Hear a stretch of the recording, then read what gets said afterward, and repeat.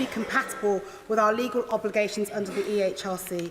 It will leave asylum seekers like those from Iran in limbo, so they will not be deemed permanent, so they will be deemed permanently inadmissible to our asylum system.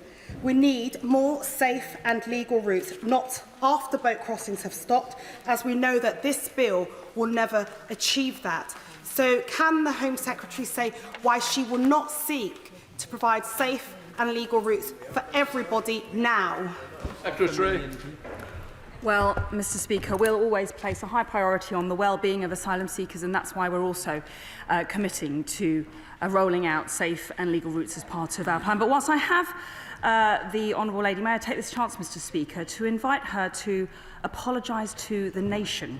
The Honourable Lady campaigned in 2020 to stop this government from deporting a serious foreign criminal. Thanks to her efforts, together with 70 opposition Labour MPs, they subsequently stopped this government from removing Ernesto Elliott, who then went on to murder in the UK.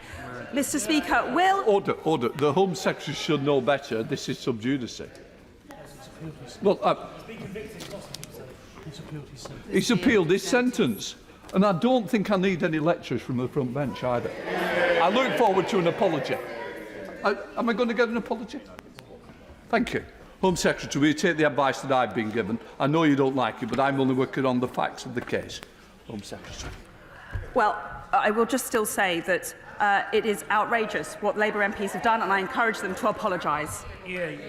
Vicky Ford.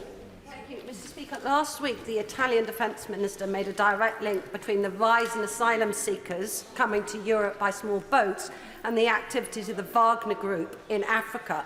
So given the atrocious activities of the Wagner Group in Ukraine and elsewhere, will she prescribe them? Home Secretary.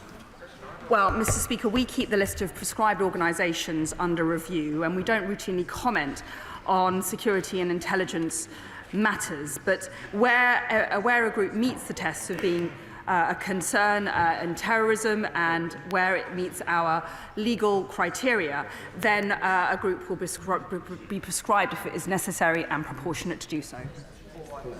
Rachel Baskell.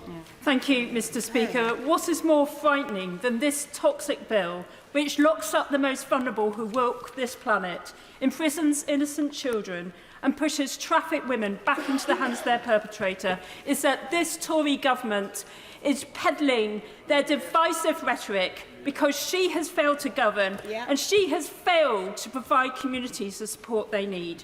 So before she others the innocent, will she not admit that she is blaming the destitute to mask her own failures? Home Secretary. Well, Mr. Speaker, the only people who have failed here is the Labour Party and opposition MPs who have failed to stand up for the British people, failed to support our measures to stop the boats, and all they want is open borders and unlimited migration. Andrew Bridges. Thank you, Mr. Speaker. The government have identified 57 countries deemed safe for removal of asylum seekers, but there are no actual agreements in place to facilitate that legally. Could my right honourable friend update the House when those legal agreements will be in place? It will be good for the welfare of the asylum seekers and very good for the welfare of my constituents, because we can have our hotels back. Home Secretary. The Honourable Gentleman is absolutely right that this is about enabling the government to properly help the most genuine and vulnerable asylum seekers and refugees who come to this country. And currently, because of the influx of illegal migrants, because our modern slavery and asylum system has been overwhelmed, thanks to the efforts of the people smuggling gangs, we are unable to help those genuine victims for whom we owe a clear duty. Shadow Minister Stephen Kinnock. Mr. Speaker. The government's new asylum legislation is a sham, which is set to worsen the backlog because they don't have the facilities to detain tens of thousands of asylum seekers, and because they don't have a returns agreement in place with the EU to send those deemed inadmissible back. And for all her taxpayer-funded photo ops this weekend, the Home Secretary has seemingly failed to bung the Rwandan government enough money for them to increase the number of asylum seekers they're ready to take this year. Mr. Speaker, for a deterrent to be effective, it has to be credible. Yet these plans are just empty threats. So can she tell us where she expects to detain the tens of thousands of asylum seekers forecast to arrive this year, where she expects to remove them to, when Rwanda clearly has no intention of taking more than a very small proportion of those who she expects to arrive this year, and when will this government get out of the way so that Labour can deliver its 5-point plan to stop the boat crossings?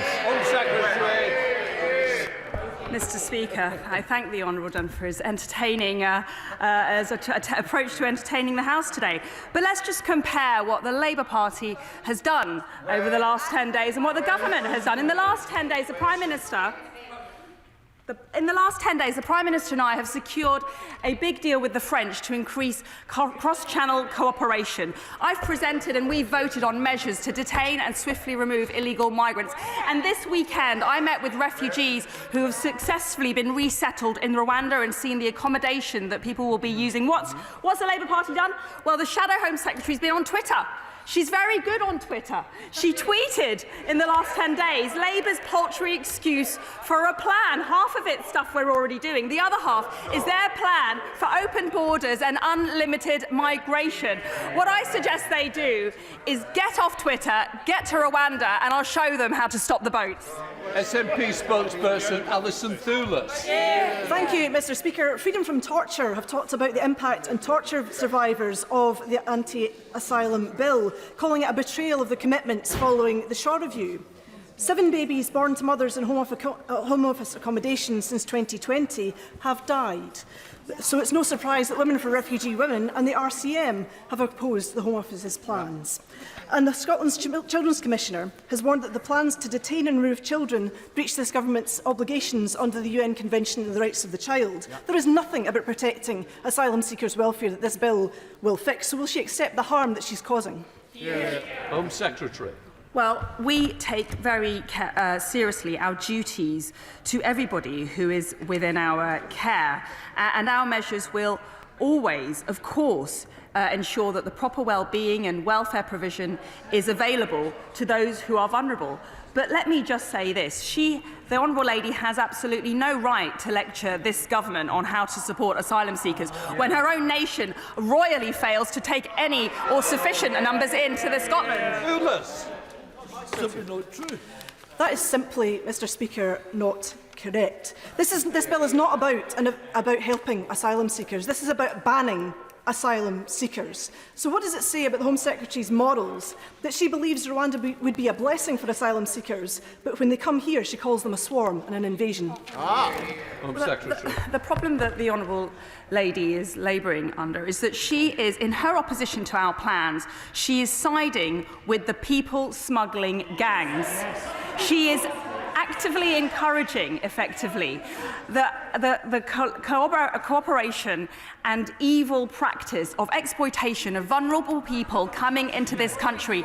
Vote for our measures to stop the people smuggling gangs and stop the boats. Hannah Bardell. Question number 2, please, Mr. Speaker. Minister. Mr. Speaker, with your permission, I'd like to group this question with question 14. The Prime Minister made a commitment on the 30th of December to clear the legacy backlog of asylum applications over the course of the year, and I'm pleased to report that we are on track to deliver this. We've already doubled the number of caseworkers and are on course to double the number again. We're streamlining processes to reduce unnecessary paperwork whilst maintaining robust standards. The productivity of caseworkers has more than doubled since the start of the year. Hannah Bardell. Thank you very much, Mr. Speaker. My constituents, Mr. and Mrs. Leeson, have UK residency but are American citizens. They live in my Livingston constituency, and they are highly skilled, but they've had huge issues getting their niece, Carissa, who they have guardianship over, for a visa to come to Scotland. Now, a US court has ruled that they are her guardians, but they are being told they're going to have to wait 6 months for an administrative review. Would he meet with me to discuss this case? Because my constituent and her niece are currently stuck in the US and this family are being separated. Well, I'd be happy Minister. to look into the case that the Honourable Lady raises. I would just say that with respect to visas, the UK Visa Service is now meeting or exceeding every one of its service standards, and so the government is providing a good service generally, but I'd be happy to look into that particular case. Mr Speaker, the Minister says that the government is providing a good service. That's not the experience that I've seen, not just with asylum cases, but across the piece. With so many cases of work visas, visitor visas, and so on, delayed longer than I've seen in the 18 years that I've served as an MP, including in the role that he has. So when will he get a grip? It's all very well saying dealing with asylum. It's like whack-a-mole. He puts effort into one area and another area goes badly wrong. When's he going to get a grip? Well, I prefer to trade in facts. The facts are that in every single one of the visa categories, the UK visa service is at or exceeding the service standard. It is correct that we moved a number of individuals off work and visit visas to ensure that we met the Homes for Ukraine scheme's demand last year. But those people are now back on the job and the service is performing well. If the Right Honourable Lady has specific examples, I'd be happy to look into them. John Mayo. Mr Speaker, the backlog of asylum seekers is increasing the need for accommodation. Now, we've just heard the outrage of the spokesman for the SNP. So can my right honourable friend update the House on the progress the Scottish Government is making in housing similar numbers of asylum seekers to the rest of the United Kingdom? Minister. Well, my honourable friend is right to say that the outrage of the Scottish National Party is entirely confected. There are almost no individuals in initial and contingency accommodation in Scotland. In fact, there are fewer hotels in Scotland than there are in Kensington.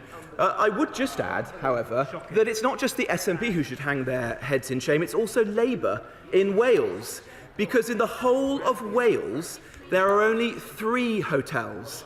There are more hotels in Earl's Court than there are in Labour Wales. Mr Speaker, as my right honourable friend knows, the sudden influx, say over a bank holiday weekend, of thousands of migrants on small boats in the Channel causes substantial infrastructure problems in Kent when they arrive. And if we're to stop this dangerous trafficking of people across the Channel, we have to demonstrate that it is a futile practice, as well as cracking down on the gangs, and that it will not lead to a shortcut into the asylum system in the UK. Well, my honourable friend is absolutely right, and he cuts to the nub of the question. We can't build ourselves out of this issue by creating more hotels or large sites. The only sustainable answer is to break the people smugglers model, and that is what the bill that we've presented to this House sets out to do. We on this side of the House are on the side of the British people. Those who vote against this bill are on the side of the people smugglers, because it is only by stopping people crossing the Channel, by creating a genuine deterrent, like sending people to a safe third country such as Rwanda, that we'll achieve that. Debbie Abrahams. Number 3, Mr Speaker. Minister. We are committed to holding perpetrators of violence against women and girls to account, as demonstrated through the Rape Review, the Tackling Violence Against Women and Girls Strategy and the Tackling Domestic Abuse Plan. This also includes violence against men and boys. To improve the police response, the Home Office is providing £6.65 million, Mr Speaker, to develop the national operating model for rape investigations through Operation Satyra and funded through the domestic abuse training specifically for investigators. Debbie Abraham. Mr Speaker, disabled women are twice as likely to be the victims of domestic abuse as non-disabled women. I'm dealing with a case at the moment where a woman has ended up in hospital as a result of abuse from her partner. She has had no direct contact with the police, no personal statement has been taken, and she feels completely let down. Now, I appreciate that thousands of women go through this, and I also appreciate that Greater Manchester Police are doing the very best that they can. But what is the Home Secretary doing to ensure that these women have the confidence and trust to be able to report to the police?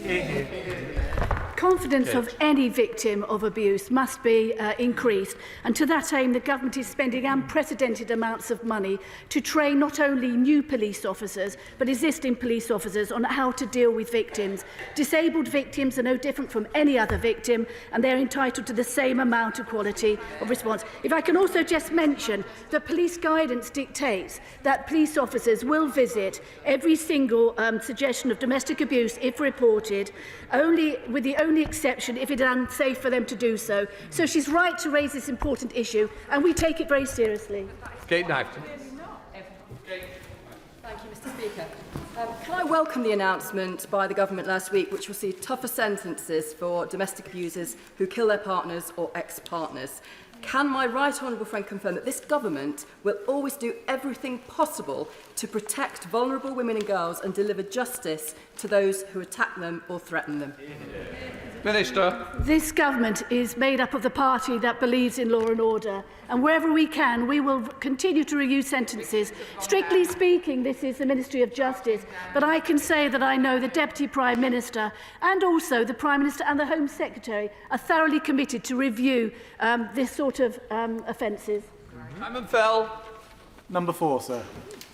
Anybody? Come on. Right, we are Tom. Thank you, Mr. Speaker. A little bit further from the bench to the box today. The fraud strategy will be published very shortly, and the strategy is going to set out how the government will work with industry to remove the vulnerabilities that fraudsters exploit. Simon Fell. Thank you, Mr. Speaker. Over 70% of scams originate online, showing both how significant tech and social media companies are to enabling fraud, but also that they're key to preventing it too.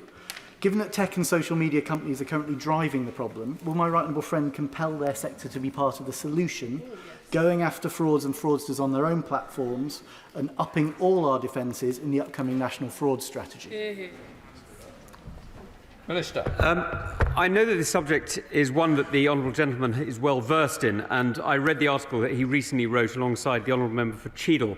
It was a very good piece, actually, and I recommend it to the House. The article referred to the increase of scam adverts on social media, and I agree with him that social media companies must take greater responsibility for the safety of their users online by stopping more of these frauds at source. The Online Safety Bill is a welcome first step towards that goal, and I think it's right that we continue to consider what more can be done. Andrew Gwynn. Thank you. Fraud now accounts for nearly half of all crimes, yet very few of those crimes are investigated, and only 0.1% of them